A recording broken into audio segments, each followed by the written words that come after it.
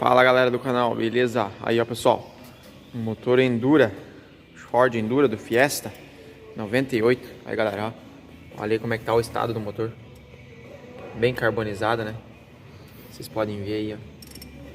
Esse motor aqui tava batendo corrente, galera. Uma batida muito forte, batia tudo. O técnico vai mostrar pra nós aqui. Então o Claudemir aqui mostra pra nós, hein? Aqui, ó, tensionador esse aqui, ó, totalmente folgado. É a correia folgada aí, tá? E o ponto desse motor aqui para desmontar é aqui, ó. Tem a bolinha aqui, ó, dá para chegar aqui. A bolinha no comando e a bolinha no virabrequim, tá? Colocou no ponto aqui, pode tirar a corrente e a coroa e o pinhão aí que não tem erro. E olha só o estado, né?